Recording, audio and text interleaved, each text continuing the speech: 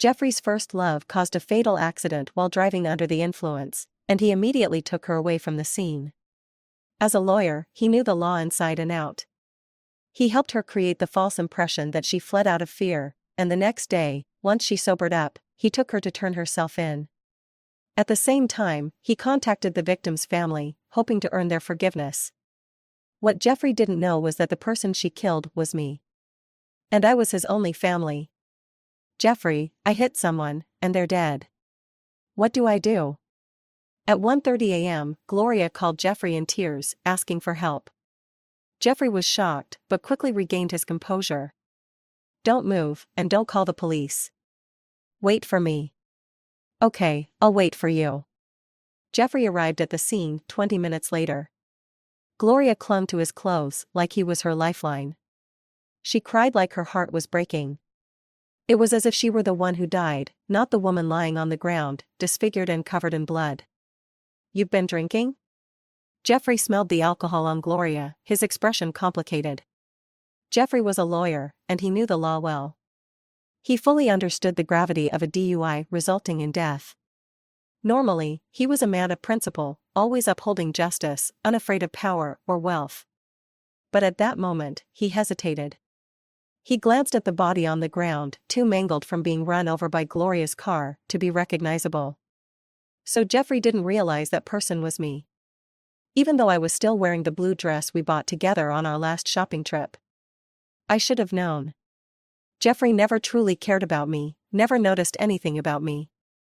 How could he remember what I wore today? I watched him calmly survey the area. As a seasoned lawyer, he had already developed a sharp sense for evading investigation. It was a dark, secluded alley with no one around. There were no traffic lights, no crosswalks, no security cameras. One of the street lights was even broken. I saw a glimmer of confidence flash in his eyes. It was the same look he had when he knew he was about to win a case. He probably already had a plan to get Gloria out of this, even if it meant going against his conscience. He said, "Let's leave for now.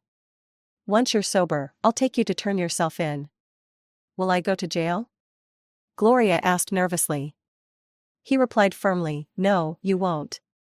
"No?" So even in death, a heart can still hurt. And it hurts so much. Before leaving, Jeffrey had Gloria remove the car's dashcam memory card and destroy it. He had to eliminate the evidence, of course. So he would never learn the truth. My soul hovered above them, following Jeffrey as they left the scene. As we walked away, I glanced back at my lifeless body. Next to it lay spilled seafood porridge, the porridge I had brought for Jeffrey. He said he'd be working late tonight, and I worried he'd forget to eat, so I bought his favorite porridge for him. But he didn't even look at it. Jeffrey took Gloria to an empty beach. He told her not to wander off, then quickly returned home. The house was pitch black. In the past, no matter how late it got, I always left a light on for Jeffrey. But he didn't notice anything unusual. He went straight to the closet, found one of my dresses, and left. He paused briefly at the door. I don't know what he was thinking. But it didn't matter. Because the next second, he walked out without looking back. He didn't even check to see if I was in the bedroom. He rushed back to the beach, had Gloria wash off in the ocean, and change her clothes. He knew that if the police smelled alcohol on her, they'd be suspicious. He also gave her plenty of bottled water to help her sober up and dilute the alcohol in her system. After everything was done, Jeffrey drove Gloria to the police station at 10 a.m. the next day. On the way, they rehearsed her testimony. Jeffrey coached her, "When the police ask why you fled, say you panicked because you've never been in a situation like this, and you ran on instinct. Tell them after the accident, you went to the beach alone, stayed there all night, and only decided to turn yourself in this morning. Say you called me right before coming to the station, asking me to accompany you. And as for why you were at the scene last night, say you were there with a friend for dinner. But you weren't drinking. I've already spoken to your friend. If the police contact her, she'll vouch for you." After giving these instructions, he added, "I'll take care of everything else." His tone gave Gloria a sense of security. At that moment, I saw her eyes redden again. She said, "Jeffrey, thank you. What would I do without you?" Jeffrey replied confidently, "You'll never have to be without me." Hovering above them, I listened to their conversation and couldn't help but laugh. The kind of laugh that hurts deep in your soul. 10 years of unconditional devotion, and in the end, I couldn't compete with a single glance from his first love. Jeffrey and Gloria grew up together, childhood sweethearts, the perfect match. But then Jeffrey's family fell into hard times and moved to a small town, while Gloria's family immigrated abroad. The distance and differences in their circumstances kept them apart. I met Jeffrey in college and fell for him at first sight. I'd never seen a man as good-looking as he was. But what touched me even more was the gentle heart hidden behind his cold exterior. I once saw him feeding a stray cat, and the warmth in his eyes was unlike anything I'd ever seen, as if he were bathed in divine light. I stayed by his side for 4 years, too afraid to confess my feelings. The night we graduated, at our farewell dinner, he asked me, "Do you like me?" I was shocked and blushed immediately. Everyone in school knew I liked Jeffrey, how could he not know? He just chose to ignore it. "I have nothing right now," Jeffrey said, "but if you're willing to stick with me, we can start dating." Under the dim lights, I couldn't see his expression clearly. I didn't know then that Jeffrey had an unattainable first love. I thought for once, fate had finally smiled on me. I was an orphan, abandoned since birth, never knowing warmth or luck. Only Jeffrey made me feel like the world was kind. I stood by Jeffrey's side as he grew from an unknown lawyer into someone with his own firm, a household name. But it wasn't easy. Jeffrey was almost killed in the street over a case. He once went 3 days without sleep for another case, and even risked his life infiltrating a criminal gang to gather evidence. During this time, his health deteriorated. His stomach was wrecked. To take care of him, I quit my job. I used to be a journalist, and when Jeffrey had nothing, my salary supported both of us. But my job required frequent travel, and I hardly saw Jeffrey. When he was hospitalized for a stomach ulcer, I decided to give up the career I loved. Maybe it was my sacrifice and devotion that moved him. After winning a big case, in a moment of happiness, Jeffrey proposed to me. I could feel that his feelings for me were growing.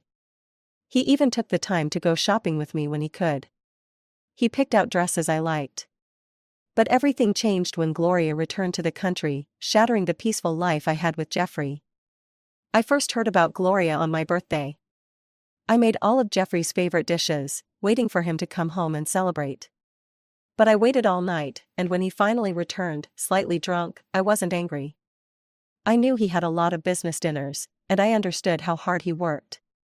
I even worried about his stomach, wondering if it would be okay with the alcohol. It had taken me 3 years to nurse his stomach back to health. I carefully helped him into bed, and at that moment, I heard him mumbling in his sleep. At first, I didn't know what he was saying.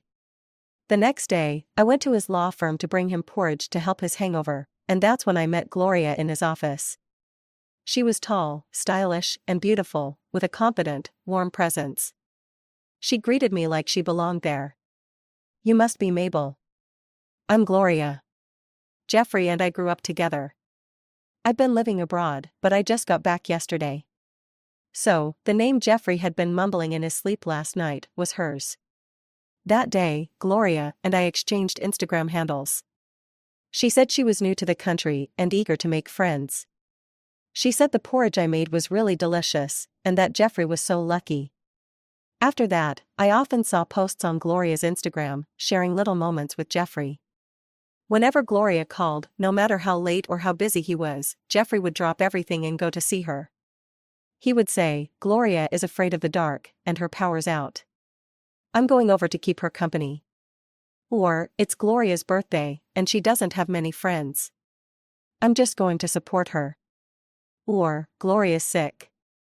She doesn't have family here in the country, so I'm going to check on her." So many times, Jeffrey left me to be with Gloria. But each time, he'd say, "Don't overthink it. There's nothing between me and Gloria." And each time, I'd convince myself there really was nothing between them. But seeing it with my own eyes now, I realized just how foolish I'd been. And how pitiful.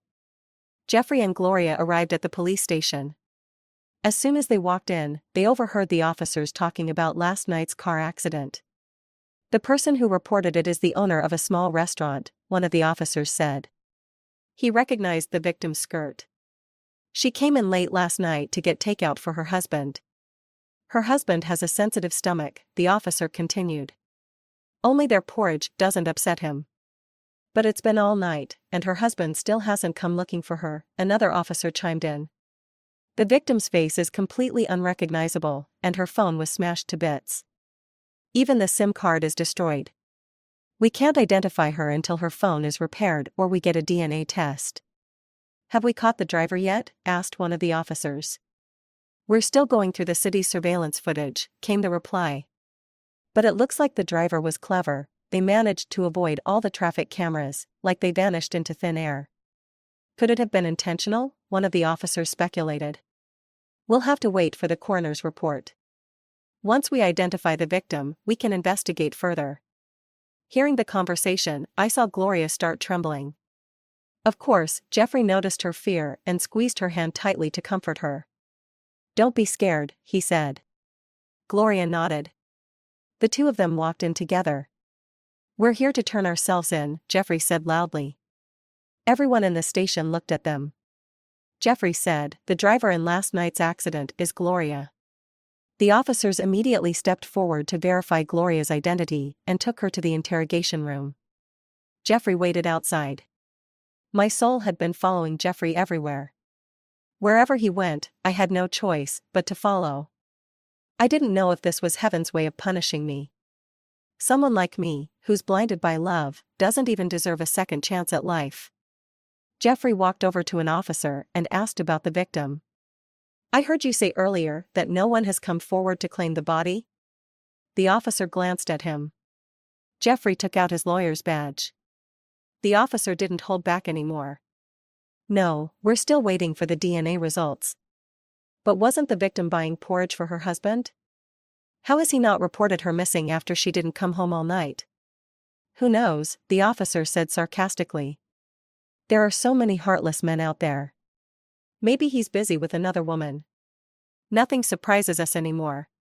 Jeffrey nodded. He had handled so many cases like this, it didn't shock him. He said, I'm the lawyer for the driver. Once you contact the victim's family, please notify me immediately. We'll do our best to get their forgiveness. I floated above them, finding the whole thing darkly funny. He didn't know yet that he was the victim's family. The only family. Of course, he'd forgive Gloria. After asking a few more questions, Jeffrey went to wait for Gloria in the interrogation room. Gloria finished giving her statement and was placed under criminal detention. Hit-and-run cases that result in death are serious crimes. But Jeffrey vouched for her and, using his years of connections with the authorities, quickly applied for bail. That same night, Gloria left the detention center. Jeffrey, can you come over to my place? Gloria asked pitifully as he drove her home. I'm scared to be alone. Not tonight, Jeffrey refused. That surprised me. I thought he'd never say no to Gloria. Go home, take a shower, and change your clothes, Jeffrey added. So, he just didn't want to feel dirty around her. Afraid to smell bad for Gloria. Can you come tomorrow, then? We'll see, Jeffrey said. I need to prepare the materials for your court case in the next few days. Oh, by the way, I asked at the station today, no one has come to claim the victim yet. I saw a flicker of something in Gloria's eyes. But Jeffrey didn't suspect a thing. He continued, that means the victim probably didn't have a good relationship with her family. This is good for us. As long as we compensate the family properly, your case will be straightforward. Thank you, Jeffrey, Gloria said, her eyes welling up with emotion. Who wouldn't be moved by such devotion? Even I, floating above, was touched by how deeply Jeffrey cared for Gloria. After dropping Gloria off, Jeffrey returned home. The house was still pitch black. It was only 9 p.m., and usually, I wouldn't be asleep this early. But Jeffrey didn't notice anything strange. How indifferent did he have to be to ignore everything to this extent? I watched as he wearily took off his coat and walked over to the fridge. As he opened it, he paused for a moment. It seemed like he noticed the note I had left on the fridge, don't drink cold water. It's bad for your stomach, okay? I had even drawn a smiley face on it. Jeffrey hesitated with his hand on the fridge door, but in the end, he opened it. I smiled faintly. When had he ever listened to me anyway? Inside the fridge was a small cake. On it, the words "Happy Birthday, my love" were written. I had almost forgotten, it was Jeffrey's birthday yesterday. Even though we had a small argument in the morning, I still went out in the evening to buy him his favorite seafood porridge when I heard he'd be working late. I wanted to make up. I didn't want him to have a bad birthday. Who could have known that would be the day I died? Jeffrey must be thrilled now, right? Now he can be with Gloria without any guilt. I watched as Jeffrey stared at the cake for a long time. It seemed like he finally remembered that yesterday had been his birthday. And that he hadn't come home all night. He closed the fridge and finally decided to come looking for me. He called out toward the bedroom, "Mabel, I haven't had dinner. I'm starving." I used to dread hearing him say he was hungry.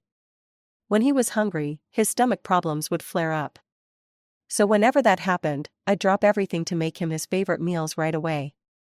But tonight, there was only silence in response. "Mabel." Jeffrey raised his voice. He'd always been impatient with me. Still getting no response, Jeffrey angrily marched to the bedroom and threw the door open. "Seriously? I didn't come home because I had work. Why are you acting like this?" He still didn't know I wasn't in the bedroom. And that I wasn't sulking. I was just dead. I wondered what kind of expression he'd have when he found out I was really gone. Indifference? Relief? Or maybe, just maybe, a hint of sorrow? Jeffrey froze for a moment. I wasn't in the bedroom. Normally, I'd be home by this hour.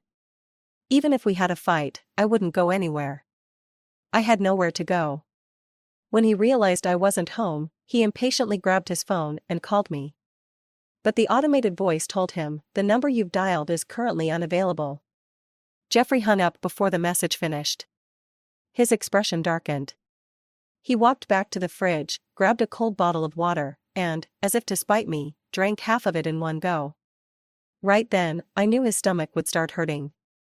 He clutched his upper abdomen, sweating from the pain. He fumbled around trying to find some medicine, but after searching for a while, he still didn't know what to take. After all, I was always the one who prepared it for him. He was practically incapable of taking care of himself. Frustrated, he threw the medicine box to the floor, then picked up his phone again, hesitated for a moment, and made a call. The person on the other end answered, with an uncertain tone, "Jeffrey? Is Mabel with you?" Jeffrey asked, suppressing the pain in his stomach. The other side chuckled coldly. "You're calling me to find Mabel?" The person who picked up the phone was Penny, my college roommate. "Aren't you two friends?" Jeffrey asked coldly. "Friends?" Penny's laugh became even more sarcastic. "You still remember that Mabel and I are friends? But when I asked for your help, how did you refuse me?" "I followed the law, fairly and justly," Jeffrey said righteously. I couldn't help but laugh. Fair and just? I used to believe he was incorruptible, so when Penny's brother was criminally detained for fighting, and she asked Jeffrey to pull some strings to help him, Jeffrey outright refused. Although I felt awkward at the time, I didn't blame him. Even though it caused me to lose Penny, my only friend. But now? He can not only pull strings for his white moonlight but even falsify evidence, going against his conscience. He's not that noble. He just wouldn't taint his purity for me. Yes, you're such a just person. People like us could never reach your level, Penny said bitterly. That's why I cut ties with Mabel a long time ago. Didn't she tell you? Jeffrey didn't respond. He didn't know anything about me. He didn't know that Penny was my only friend. He didn't know that when I chased after him in college, enduring everyone's disdain, only Penny encouraged and supported me. But because of him, I ended my friendship with Penny. I understand Penny. If I were her, I couldn't have continued being friends with someone whose husband refused to do a simple favor. I know Penny doesn't blame me, but it's just human nature. She couldn't pretend everything was fine and remain friends with me. Jeffrey, I don't know what's happened between you and Mabel, but I just want to tell you, if you really let her down, you'll regret it for the rest of your life, Penny said sharply. You have no idea how much Mabel has sacrificed for you. My business with Mabel is none of your concern, Jeffrey said, his face darkening. Penny snickered. I just feel sorry for Mabel. And with that, Penny hung up on Jeffrey. Jeffrey's face turned even darker. He threw his phone on the couch, stood up, and went back to the medicine box. Maybe the pain was getting unbearable. He carefully read the instructions on the stomach medicine, then took a few pills. Who knows how long it took, but eventually, his face looked much better. He picked up his phone again and sent me a message on WeChat. Mabel, stop acting out and come back. I'm very busy and don't have time for your tantrums. I looked at his message, feeling utterly cold. He wasn't worried if anything had happened to me, he only blamed me for wasting his time and ruining his mood. Yesterday was his birthday. When he was leaving in the morning, I told him I'd celebrate with him in the evening. He was so absorbed in texting that he didn't even hear what I said. I leaned over to take a look. He was messaging Gloria. Gloria was wishing him a happy birthday. He thanked her. Then Gloria invited him to dinner that evening. I couldn't help myself, and my voice raised, Jeffrey. He froze for a moment and looked back at me. Come home early tonight. I'll be waiting for you to have dinner together. I have a case tonight that might go late. You don't need to wait for me, Jeffrey rejected me flatly. Is it really the case, or is it because you're spending your birthday with Gloria? I asked him directly. Jeffrey's expression immediately changed. He said, Mabel, how many times do I have to tell you? There's nothing going on between Gloria and me. Stop making something out of nothing. Nothing? If there's nothing, then why do you drop everything to rush to her whenever she calls? The words I'd been holding in for so long finally burst out. I've explained it to you, she's alone in the country right now, with no one to look after her. So, it's your job to take care of her? Who is she to you? What right do you have to look after her? Jeffrey, don't forget, you're a married man. Enough. Jeffrey snapped, his face cold. If you don't want to listen to my explanation, then think whatever you want. He walked out the door without any care for how devastated I felt. Later that night, I saw Gloria's post on her social media. She was having dinner with friends, Jeffrey wasn't there. Only then did I realize Jeffrey really was working on a case and not with Gloria. I felt guilty for misunderstanding him. In this relationship, I've always been the one who's humble. So no matter what argument we had, I was always the first to apologize. Especially this time, it was my fault to begin with. So, I called Jeffrey's assistant. His assistant said they'd probably be working until 2 or 3 in the morning. By then, Jeffrey would have already eaten dinner, so at around 1 a.m., I went out to buy him seafood congee, thinking he could have some when he got home to soothe his stomach. I even planned to have cake with him and light some candles. I changed into the dress he had helped me pick out. But I died. Died under the wheels of Gloria's car. And now, he's doing everything he can to clear Gloria of any wrongdoing.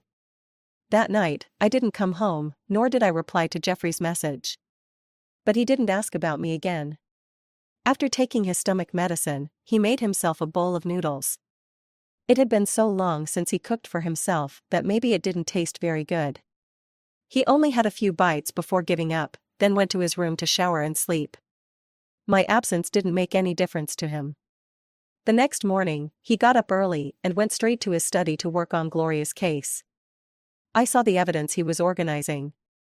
First, the street was too dark at night, and one of the street lights was broken, affecting Gloria's visibility. Second, there were no traffic lights, making it hard to notice pedestrians suddenly crossing the road.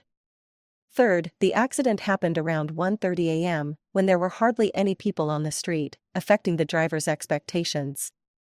Fourth, the family's forgiveness. I laughed when I saw the word forgiveness.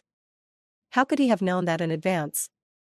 Fifth, Gloria is a timid girl, and her first instinct to run after the accident was understandable, not an attempt to avoid responsibility. Sixth, Gloria turned herself involuntarily. Jeffrey spent the entire day meticulously preparing all the evidence in Gloria's favor. That evening, Gloria finally couldn't hold back and called him again. She'd been messaging him throughout the day, but Jeffrey had declined them, saying he was busy with the case.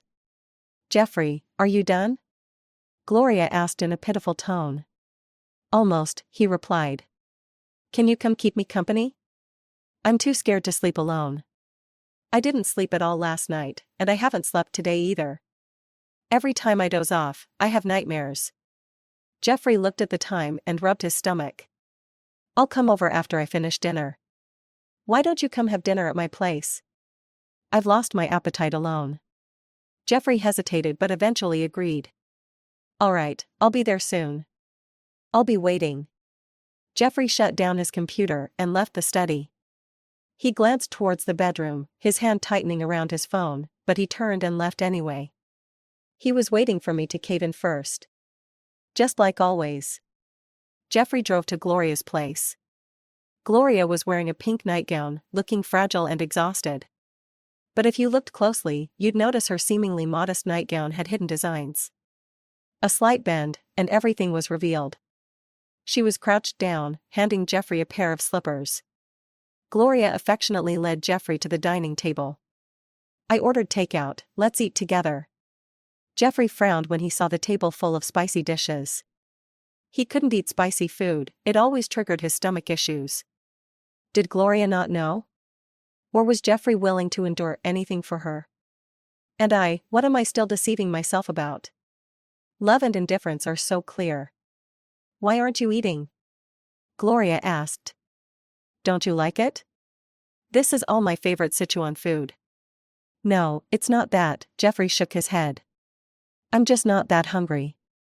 Gloria started placing food on Jeffrey's plate, telling him he's too thin and needs to eat more. Jeffrey held back his emotions and ate quietly. He might never know that my favorite food is also Sichuan cuisine. "Any news from the police about the victim?" Gloria suddenly asked. "Nothing," Jeffrey replied, sipping some water. He hadn't eaten much. It seems like the victim didn't have a good relationship with their family. It's been 48 hours, and they still haven't reported them missing. Gloria nodded, her eyes lowering to hide a flicker of unease.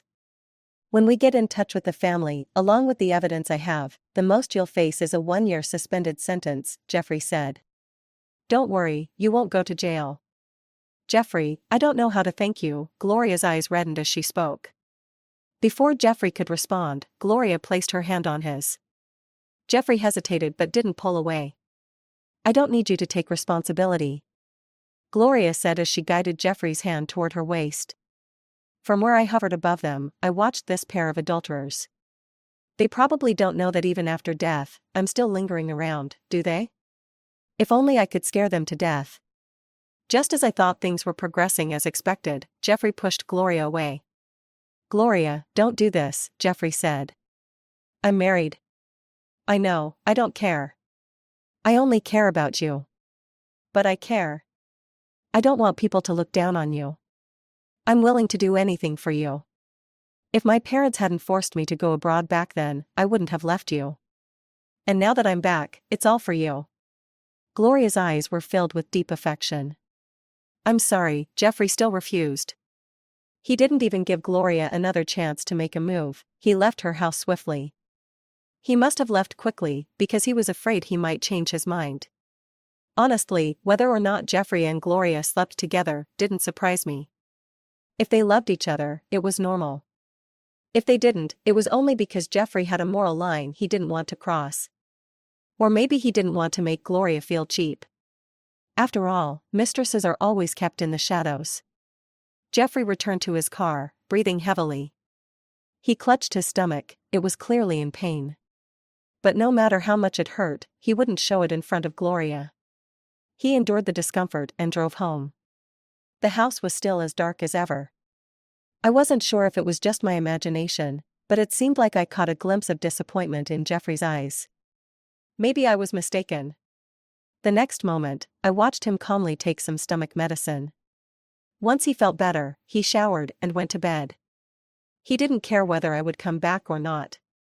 What bothered him was that no one was there to take care of him anymore. Late at night, I thought Jeffrey had fallen asleep, but he suddenly sat up and called me. If I hadn't seen how alert he was, I would have thought he was sleepwalking. Of course, no one answered the phone. Then he sent me a message. Mabel, stop being stubborn. Come home. The cake is still here, I'll eat it with you. It was rare for Jeffrey to lower himself like this. Though his tone was still stiff, it was a breakthrough for him. Was he truly apologizing, or did he just want me back to finalize the divorce? Gloria clearly couldn't wait any longer. The next day, Jeffrey got a call from the police. They told him they had identified the victim and asked him to come down to the station. Jeffrey immediately informed Gloria. Gloria, come downstairs in 10 minutes. I'll take you to the station. They've contacted the victim's family. They contacted them? Gloria was surprised. She knew all too well that Jeffrey was my only family. Jeffrey picked up Gloria, and on the way to the station, he explained how she could gain the family's forgiveness. I could see the hesitation in Gloria's eyes as she looked at him. Finally, she asked, will the family really forgive me? Trust me, they will, Jeffrey said confidently. Of course they would. I was absolutely certain of it. They walked into the police station. The officers led them to a mediation room. Where's the family? Jeffrey asked. The officer just looked at him. Jeffrey was confused. The officer suddenly asked, have you seen your wife in the past 2 days? Why are you bringing her up? Jeffrey was irritated. As a lawyer, he should have been more perceptive. But when it came to me, all he ever felt was annoyance. Just answer the question, the officer said sternly. No, I haven't, Jeffrey replied. We had a little argument a couple of days ago, and she left. But what does that have to do with today's case? You're a lawyer, aren't you? The officer asked, a hint of sarcasm in his voice. At that moment, Jeffrey seemed to realize something. The officer didn't beat around the bush. We've identified the victim through DNA testing. The deceased is your wife, Mabel. Jeffrey stared at the officer in disbelief. Who did you say? Your wife, Mabel. The officer handed Jeffrey the identification report. Jeffrey flipped through the pages. It included a photo of my disfigured face when I died. And that blue dress, soaked in blood. No, it's impossible. How could it be Mabel? Jeffrey's hands began to tremble. His whole body shook. His eyes reddened suddenly, as if hit with a wave of grief. I watched from above, indifferent to his apparent sorrow. Why would he be sad? Now, he and Gloria could finally be together without any obstacles. Now, you wouldn't even have to try hard to gain the family's forgiveness, right? What are you so sad about? Who are you putting on this show for? The facts are right in front of you, the officer said coldly. Now, as the only family member of the victim, it's up to you to decide how to proceed. I'll take your statement. Jeffrey covered his face with both hands. Through the gaps between his fingers, I could see tears flowing down. Jeffrey was crying. Crying for me. Or maybe he was just happy to tears? Gloria stayed by his side, waiting for him to calm down before she spoke. Jeffrey, I really didn't know the person I hit was Mabel. By the time I realized, she was already lying motionless on the ground. I swear, if I had known, I would rather have died in her place. Jeffrey slowly lowered his hands. His eyes were red, almost frightening. He stared at Gloria, his gaze cold and terrifying. Gloria seemed shaken by Jeffrey's look. Her voice wavered with fear. Jeffrey, you'll forgive me, right? You said the family would forgive me, and now you're the family. Gloria reached out to take Jeffrey's hand, but he pushed her away. This time, unlike his gentleness last night, the force almost knocked her over. Gloria was utterly shocked. Calm down, the officer frowned. This is a police station. Without saying a word, Jeffrey turned and walked out. He gave Gloria no chance for reconciliation and stormed out of the station. Gloria quickly chased after him. Behind us, I heard the officer sarcastically mutter, the person's dead, what's with the show of deep affection now? Outside the police station, Gloria caught up with Jeffrey and grabbed onto his clothes. Jeffrey, don't do this. You're scaring me. Let go of me, Jeffrey said coldly. I know you're upset. I'm upset too. I would rather it was me who died than Mabel. But you told me yourself, the dead can't come back to life, and the best we can do is move forward. That's the greatest comfort to the deceased, Gloria cried as she spoke. Jeffrey probably never imagined that the words he had taught Gloria would be used against him. I said, let go of me. Jeffrey's face contorted with anger, his voice a threat. Gloria was terrified, she had never seen Jeffrey so enraged before. I won't let go, Jeffrey. I won't. If you don't forgive me, I'll go back and turn myself in. I'll give my life for Mabel. But my love for you will never fade. With that, Gloria turned to walk back toward the station. She had barely taken 2 steps before Jeffrey grabbed her. I floated in the air, watching them, and almost burst out laughing. How could Jeffrey ever bear to truly hurt Gloria? At that moment, Gloria looked at Jeffrey with eyes full of hope, her voice so soft it seemed to melt, calling out to him, Jeffrey. Give me some time, I need to calm down. With that, Jeffrey drove off without looking back. He went straight home. After his brief outburst at the police station, Jeffrey had now calmed down completely. He wasn't sad anymore, and his face showed no emotion at all. For my death, he only needed a few minutes to grieve. Now, Jeffrey just stared indifferently at the ceiling of his home, lost in thought. After a while, he stood up, walked to the fridge, and took out the birthday cake. He ate the cake by himself. Slowly, methodically. My death didn't affect him at all. How could I ever have expected any reaction from him after my death? Jeffrey stayed home for half the morning. In the afternoon, he went back to the police station and then to claim my body. The autopsy had left the body in an even more tragic state. I watched Jeffrey coldly stare at my mangled form, lying in the morgue, completely unmoved. Then, he called Gloria. They returned to the police station's mediation room, and this time, in front of the police, Jeffrey didn't hesitate to sign the forgiveness letter. Finally, my family reached a settlement with the perpetrator. Gloria didn't have to go to jail. They left the station. The sun outside was glaringly bright. It was so blinding that even as a soul, I couldn't open my eyes, and tears involuntarily flowed from the sudden brightness. Jeffrey, thank you, Gloria gazed affectionately at him. Mabel's gone now, but I'll take good care of you in her place. Get lost. Jeffrey suddenly roared. Gloria, who had been about to reach for his hand, froze in shock. I never want to see you again. Jeffrey said coldly. There will be other lawyers handling your case from now on. He left without a backward glance. I glanced back at Gloria and saw the undisguised resentment and malice in her eyes. It was the same expression she had when she crushed me to death. Jeffrey sent my body to the funeral home. The police gave Jeffrey all my belongings from when I died, including my repaired phone. In the morning hall, only Jeffrey was there. He didn't notify anyone else. It was just him, staying beside my ice-cold coffin. I guess I wasn't worth the trouble of him calling others. Suddenly, he took out my phone and started scrolling through it. I didn't have many apps, but I had the habit of writing a diary on my phone. Then, I saw Jeffrey open my notes. I started to panic. I didn't want him to see it. I didn't want him to witness my foolishness, even after my death. But I couldn't stop him. I could only watch as he opened my journal. X year, X month, X day. I think I've fallen for a boy. He's so handsome. The way he feeds stray cats is so warm and gentle. But he probably wouldn't like me, right? I'm just so ordinary. X year, X month, X day.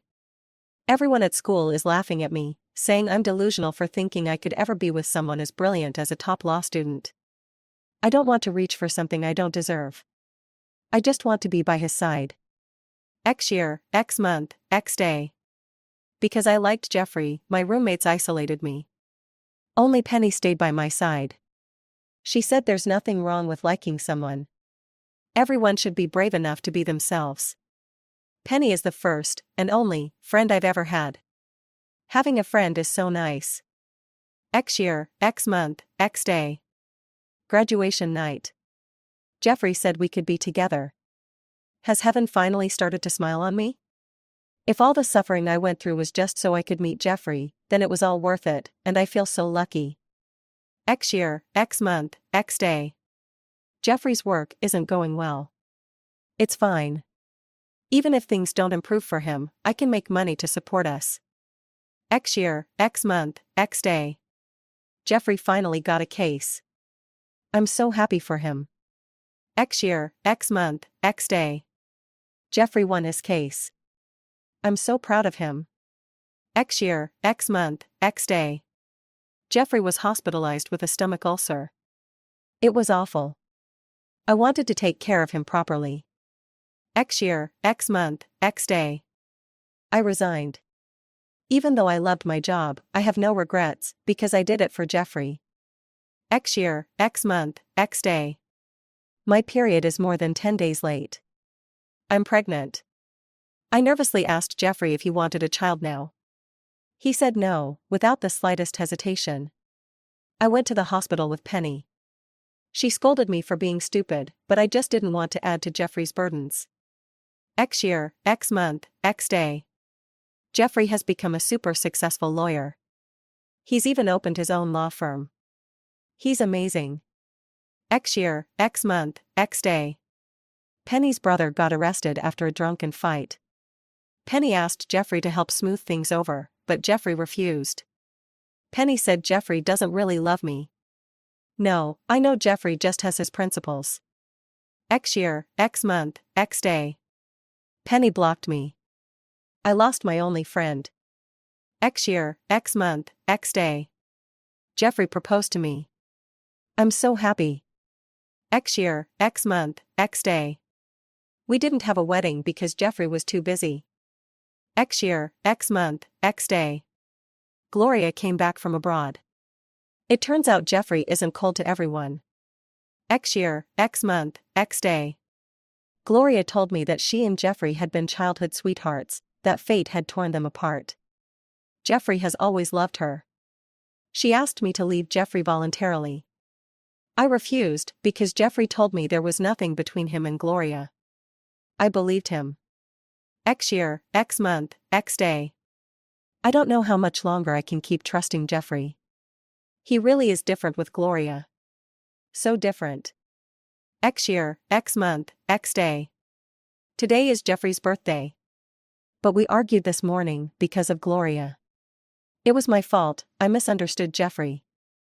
I'll apologize properly when he gets home.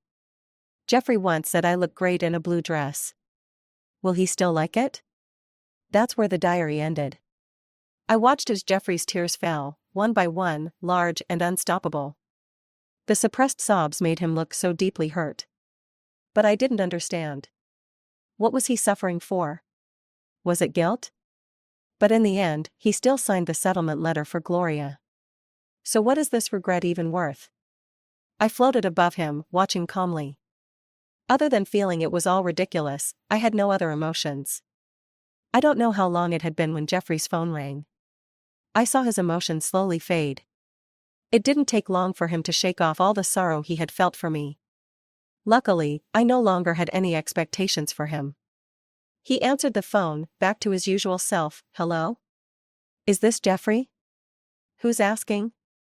I have something valuable. If you agree to represent me for free and win the case, I promise this thing will never go public. What are you talking about? You'll know when you see it.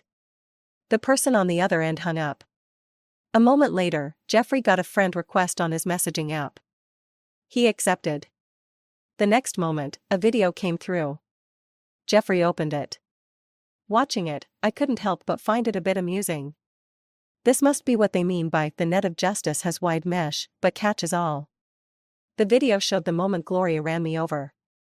It must have been taken from the shadows. The video started with me being knocked to the ground by Gloria's car. The pain was so intense that I couldn't get up, and all I could do was beg for help through the agony. Help me, please call an ambulance, please. I can't die. It's my husband's birthday today. I want to spend it with him. In the video, I was in excruciating pain. Gloria got out of the car. The panic in her eyes vanished when she saw me. Mabel? I tried to open my eyes and look at her. I saw the malice flash in her gaze. Haha, she laughed, her smile cruel and heartless. You brought this on yourself, Mabel. What are you doing? I stared at her in fear. Jeffrey loves me. It's only because he's married to you that he rejected me. But if you're dead, I can be with him. No, it's not like that.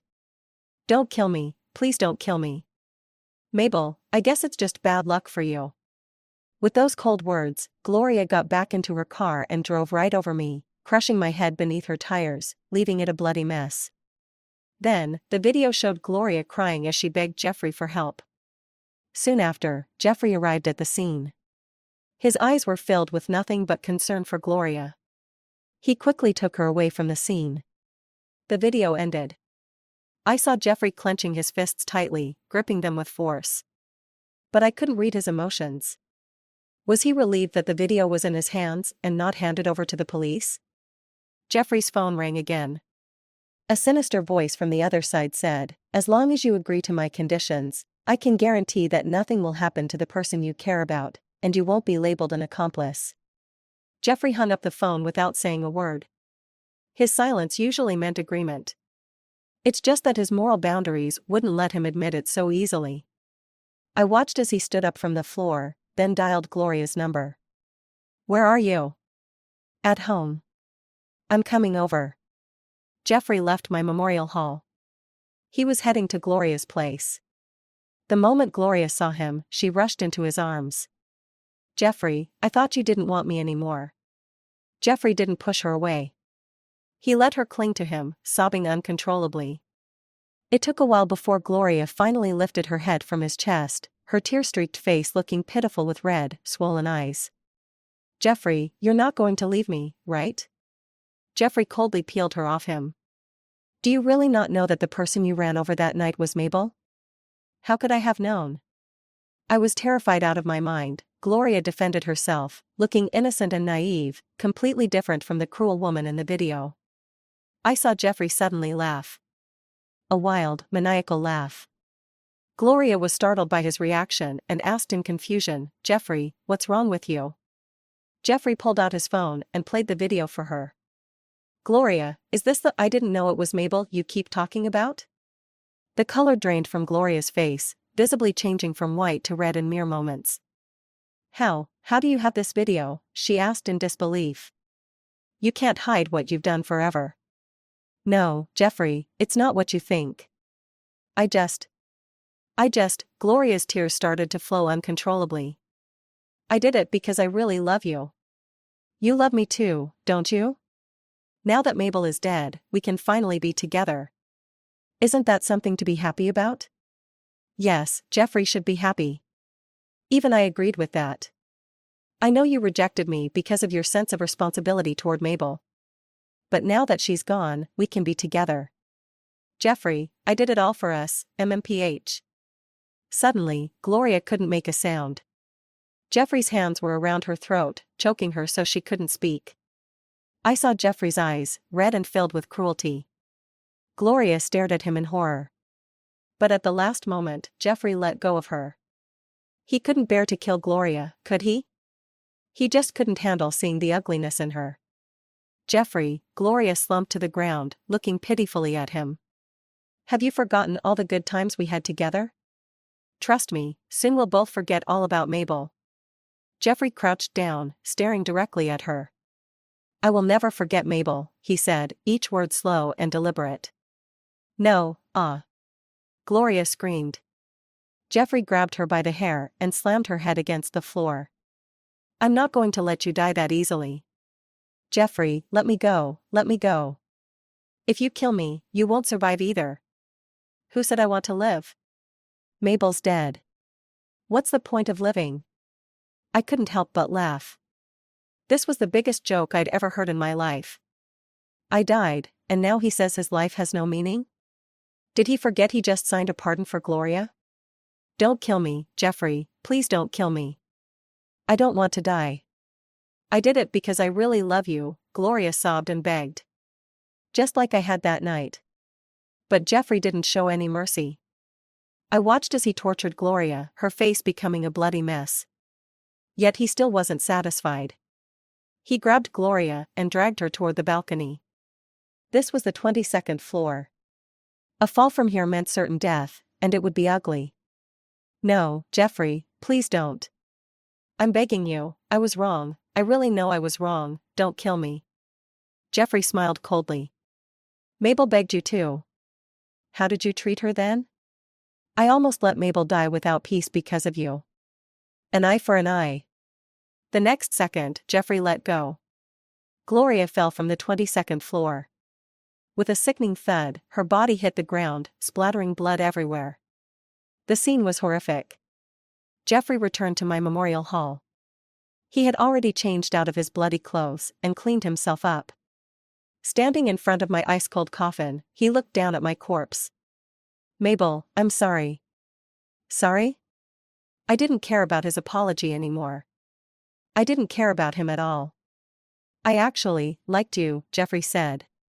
If I didn't like you, I wouldn't have married you. We were never just settling.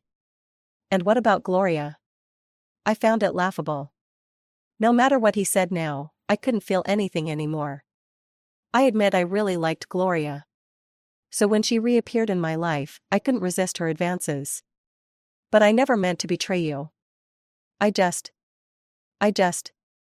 Jeffrey couldn't continue. Maybe he didn't know how to explain it, having his cake and eating it too. Mabel, I regret it. I really regret it. I regret treating you that way. I regret believing Gloria's lies. I regret that it took me until now to realize, the one I truly love is you. His tears fell onto my coffin. If I could rise from the dead, I'd tell him to stay far away from me. Don't stain the path to my next life. Mabel, I'll join you soon. From now on, let's never be apart again, okay? Jeffrey said with heartfelt sincerity. No. I screamed my refusal, but he couldn't hear me. In my next life, I just hoped Jeffrey would never appear in my world again. He'd only dirty my sight. Not long after, the police arrived. They handcuffed Jeffrey. He didn't resist at all. As he was being taken away, he looked at my body and said, "Wait for me." I won't. I'll never wait for you again. I spent this life waiting enough. But my soul was still helplessly following him. I watched as he was handcuffed and led to the police car. A large truck came speeding down the road. Suddenly, Jeffrey pushed the police officers aside and ran straight into the road. With a deafening screech of brakes, Jeffrey was crushed under the wheels. His death was even more gruesome than mine. At that moment, I felt my soul starting to fade. So, Jeffrey had to die for me to be reincarnated. But just as I was about to completely disappear, I saw Jeffrey. He seemed to have become a spirit too. He saw me and, like a madman, ran toward me. Mabel, please, don't leave me, please. I had never seen Jeffrey so desperate. Who says there's no satisfaction in that? Of course, it doesn't matter anymore. Because in the next life, there will be no Mabel. End.